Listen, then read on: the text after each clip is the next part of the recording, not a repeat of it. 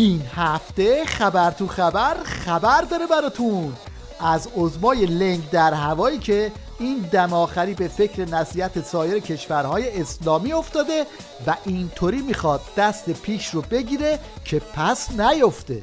نصیحت ما به حکام کشورهای اسلامی هم این است که به ولایت اسلام برگردند، تحت ولایت الله قرار بگیرند. ولایت آمریکا و ولایت طاغوت به کار آنها نخواهد آمد.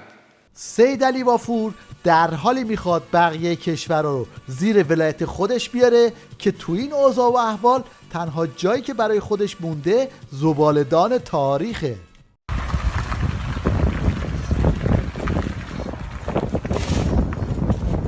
حالا بیاید با هم بریم یه چرخی تو این ولایت الله خامنه‌ای که البته منظورش ولایت خودشه بزنیم و ببینیم چه خبر آخه. از مجلس وحوش شروع میکنیم. با کشوری که 1% جمعیت جهان و 8% منابع دنیا را دارد ببینید چه کرده. فساد اقتصادی همانند بوریانه به تار و پود این کشور و اکثریت مسئولین زده و پذیرفته ایم که کشوری فاسد و ناکارآمد هستیم. اکثر دولت مردان 30 سال گذشته به مردم و کشور ظلم کردند. البته این جماعت هیچ وقت نمیگن که مقصر این مشکلات و بدبختی ها کیه. به همین خاطر این پدر هموطن مجبور شده بره اینجوری اعتراف بگیره. متهم اصلی را داریم محاکمه می‌کنیم. قفس مرغ تو شکستی. اختلاس 3000 میلیاردی هم کار تو بوده؟ دکل نفتی. بعد پتروشیمی دلار ترامپ کار تو بود؟ احتکار پوشک احتکار پوشک تو کار تو بود؟ بعد دیگه چیز ببینم این آبا که از بارون نمیاد کار تو بود؟ ابرارم تو دزدیدی. ابرار ببینم ابرار تو دزدیدی.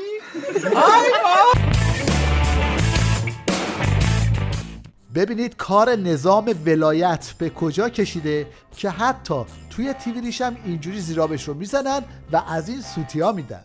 هم تأسیس حکومت بر اساس رأی مردم است، هم حکومت داری بر اساس رأی مردم است. این تصور اشتباهه که مردم حکومت اسلامی رو تشکیل بدن، بعد یک اقلیتی قدرت رو در دست بگیرن. اگر مردم یه روزی به هر دلیلی حکومت اسلامی رو نخواستن، ما باید اجبار بکنیم که حکومت اسلامی رو بخواهیم. حکومتی مشروع است که مردم از اون راضی باشن، ولی ما حق اجبار نداریم. حالا رئیس جمهور همین حکومت زوری پاک توهم زده و دم از کمک به بقیه کشورها میزنه. ما حاضریم با همه توان از منافع مردم عربستان در برابر تروریسم و تجاوزگران و ابرقدرت‌ها دفاع کنیم. همونطور که ما به کمک مردم عراق شتافتیم، همونطور که ما به کمک مردم سوریه شتافتیم، همونطور که ما به کمک مردم افغانستان شتافتیم، همونطور که ما به کمک مردم یمن شتافتیم. یکی نیست به شیخ بری بگه تو فعلا ماهی یخزده برجام رو بچسب، کمک به بقیه باشه طلبه.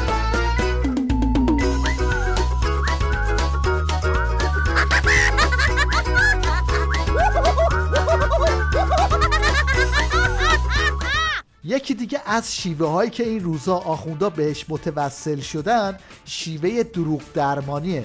یعنی چپ میرن راست میان یه خالی میبندن تا به بسیجی ها روحیه بدن. نکته دیگر این اظهار نظرهای ترامپ. این بدبخت به شدت احساس حقارت میکنه، در عرصه نرم افزاری میبینه در حال افوله. هرچی داد و فریاد و شیطنت میکنه هیچ کی تأییدش نمیکنه. در عرصه سخت افزاری میبینه نظامیهاش افسرده، خسته، بی انگیزه اند، از سازمانهای تروریستی کمک میگیره. در عرصه اقتصادی 800 میلیارد دلار کسری بودجه، یعنی ورشکستگی امریکا. بله، پس حالا که کار آمریکا تمومه و اقتصادش هم شکست خورده، پیش به سوی اقتصاد مقاومتی و محصولات تولید داخل.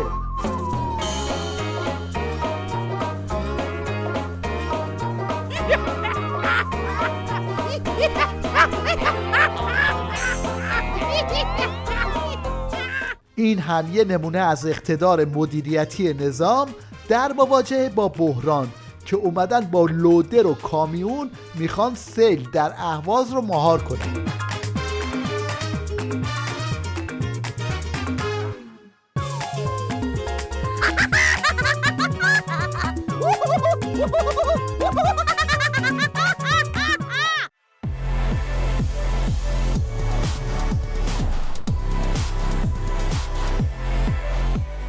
این بوفالوی ولایت هم در حالی که داره از ترس به خودش میلرزه چاره رو در پارس خوابیده دیده و از این قمپوزای نخنما در میکنه. امروزی که شما قدرت موشکیتون تمام عناصر امریکایی و پایگاه‌های امریکایی و ناوگان‌های امریکایی رو در منطقه و اسرائیل امریکایی رو خوراک 1.5 ساعت خودش، اونم از 2 پایگاه موشکی، 110 پایگاه دیگه تازه فعال نیست، از 2 پایگاه موشکی قرار میده. امروز امریکا جرأت میکنه به سراغ شما بیاد؟ یکی نیست به این آخوند بزدل بگه تو با یه پخ قبض روح میشی.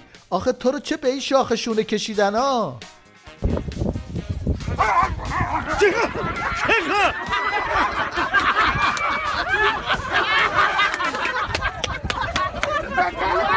این آخوند دانشمندم از فرصت استفاده کرد و راز این خالی بندی های آخوندا رو اینطوری برملا کرد.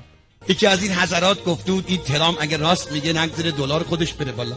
خب ببخشید شما هم دیوونه بشید تو منو ببرید بالا، این عاقلیتون ما رو کشت بسته، شما هم یه 4 رو دیوونه شید. چطور ما برای فوتبال میریم مربی میگیریم خب 4 تا مدیرم از ژاپن بیاریم، چطور میشه؟ شما مدیریت کردید بستونه، انشالله برید استراحت کنید، خدا خیرتون بده انشالله، علی برکت الله.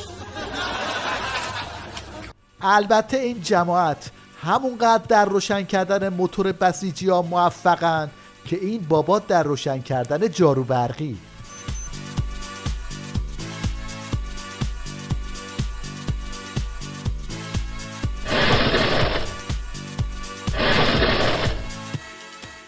حالا همه اینا رو ول کنید و تیویدیش رو ببینید که در عرصه دروغ درمانی رکورد زده. ایران در فهرست امن‌ترین کشورهای جهان به نوشته روزنامه انگلیسی ایندیپندنت بر اساس ارزیابی‌های کارشناسان ایران در زمره کم خطرترین کشورهای دنیا قرار گرفته. 2 مؤسسه معتبر جهانی که اینترنشنال SOS و کنترلر ریسک، این 2 مؤسسه که میزان امنیت کشورها رو برای سازمان‌های بین‌المللی و همچنین شرکت‌های گردشگری معین می‌کنند، با بررسی شاخص‌هایی به این نتیجه رسیدند که ایران در کنار کشورهای همچون سوئیس، کانادا، دانمارک، اسلوونی و برخی کشورهای اسکاندیناوی جزو امن‌ترین کشورها برای مقاصد گردشگری جهانه. خلاصه این که این روزا ظاهر آخوندا یه چیز رو میگه و باطنشون چیز دیگه ای، یه چیزی تو مایه این هندونه و خربوزه.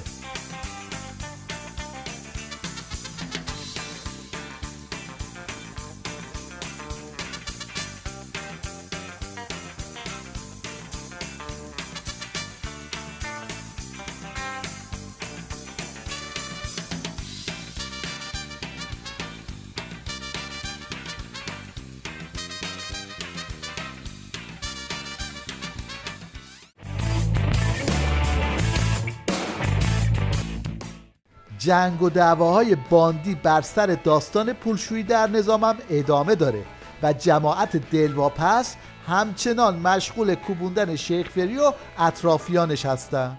فساد مبارزه با پولشویی مگه مبارزه با قاچاق، مبارزه با مواد مخدر؟ ما باید بریم از نسخه های آمریکا و اروپا و دلال های صهیونیستی رو بگیریم بیام با فساد مبارزه کنیم.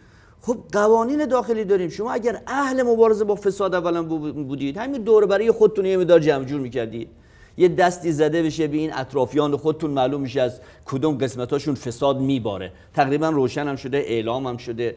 این کواکبیان هم رفت توی برنامه تلویزیونی تا یه خودی نشون بده، اما گیر افتاد و گوشه از بخوراش رو شد. من حقیقتا جز همون هزینه هایی که برای مثلا همراهان است و راننده است هیچ پولی از مجلس نمیگیرم، چون حقوق هم از دانشگاه میگیرم. من این جوابای عادی نماینده ها رو ندید. ببین آقای امیرآبادی هفته گذشته اومد دقیق هم گفت من از سپاه حقوق بازنشستگی میگیرم ان تومن، از مجلس انقدر میگیرم، انقدر برای نمیدونم بحث دفتر و همکارانم اینا.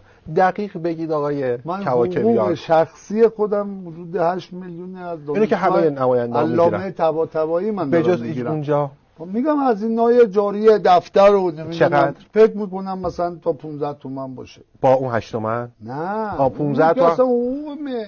دوره 15 تومن هم هزینه دفتر. اینم یک قرون هیچ وقت بنده عاید شخصی ما نبوده، بالاخره ولی اجازه استفادهش با خودتونه. گفتید که دانشگاه آزادم عضو هیئت علمی غیر موظفید، اونجا چقدر میگیرید؟ اونجا چیزی نیست، حالا اگر مثلا چون معمش در هفته ممکنه حالا حدود چقدر 5 تومن میگیرید؟ درس بده. نه به 2 تومن هم نمیرسه. خب 2 تومن هم اونجا. یه دانشگاه هم گفتید که چیز دارید؟ اونجا که همش داریم هزینه میکنیم. تازه این عضو مجلس ارتجاع و قرار مثلا نماینده ملت باشه. شما دیگه خودتون وضع بقیه رو حدس بزنید. در مجلسی که خانم موگرینی وارد میشه همه شروع میکنیم باید سلفی گرفتن. سلفی گرفتن هم طبیعیه. این خانم غیر از مقام رسمی سیاسی و مهمان دکترای اسلام سیاسی داره. مثلا به دکتراش کار ندارم. من میگم یه نفر خارجی بیاد تو مجلس نماینده من که 1,125,000 تا رأی داره بخواد باید سلفی بگیره به من سواد و عرق و فکر و توانمندی مهم نیست. یهو میری به مجلس اگه بیای توی لیست، یه لیست پر امیده جای چند تا پدیده، سلفی بگیر ماهر یا خارجی ندیده، وقتی نداری سیری یا دختر وزیری، بیا توی لیست تا سهم تو بگیری. خونه ملت مگه که شده خونه خاله، خونه ملت 3 ساله داره چند تا نخاله، خونه ملت خداییش خیلی خیلی باحاله، انگاری واسه یه عده خورده پشت قبال. درست تو همین شرایط این مداحان خامنه‌ای هم به صحنه اومدن تا دلها رو ببرن به صحرای یمن و به مردم بگن دردهای خودتون رو فراموش کنید، به یمن بچسبید. دنیای امروز یعنی حتی دشمنان اعلام کردن که فاجعه یمن بزرگترین فاجعه انسانی معاصر است. پس با هیچ گونه مشکلات داخلی کشورهای مثل کشور ما قابل مقایسه نیست. توی این برنامه تیوریش هم این مجری مالکش رو آوردن تا برای درد کارگران هفت تپه نسخه بپیچه. حالا نسخه چیه؟ هیچی، میگه همتون باید بسیجی بشید تا مشکل حل بشه. اگر آقای اژه میفرماین مدیر عامل هفت تپه فراریه، یعنی یه نفر در رفته دیگه. بله. یه جای جا خالی کرده. اگر مدیر با همین روحیه بسیجی کارش رو بکنه، کارگر با روحیه بسیجی کارش رو بکنه، ممکنه این لقمه یه خورده تنگ بشه، اما بالاخره قطع نمیشه. باریک میشه ولی قطع نمیشه. آخوند تانگی هم طبق معمول رفته بالای منبر تا به مردم بگه زندگیتون رو بر اساس همین وضعیت اسفناکی که هست تدبیر کنید و چیز بیشتری نخواید.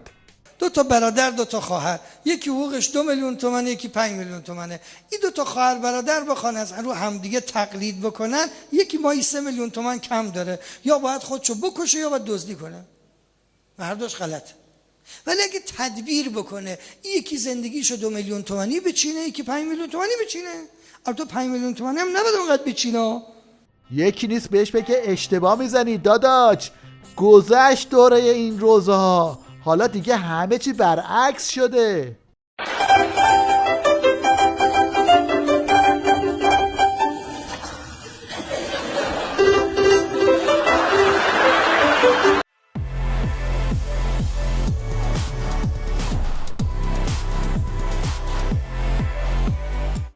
این اینم یه سوتی از یه آخوند مشنگ که خودش هم نفهمید چی گفت.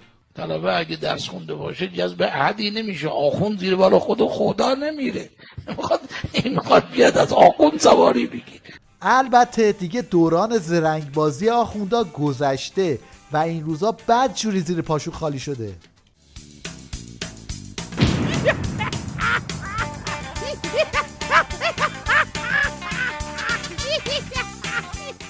این جوجه تئوریسین نظام هم طبق معمول جاش توی بخش مشنگستان ما محفوظه و وجه دیگه ترس نظام از ماهواره رو برملا میکنه.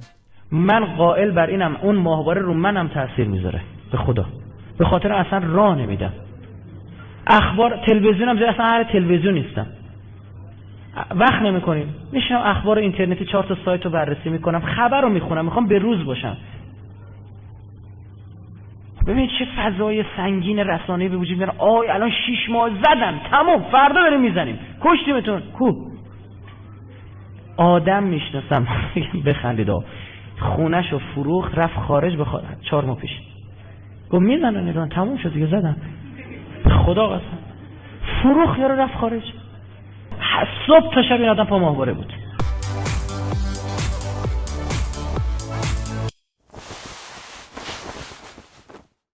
در پایان توجه شما رو به هنرنمایی یه راننده لیفت تراک جلب می‌کنیم که با دست فرمونش یه چنین صحنه جالبی خلق کرده.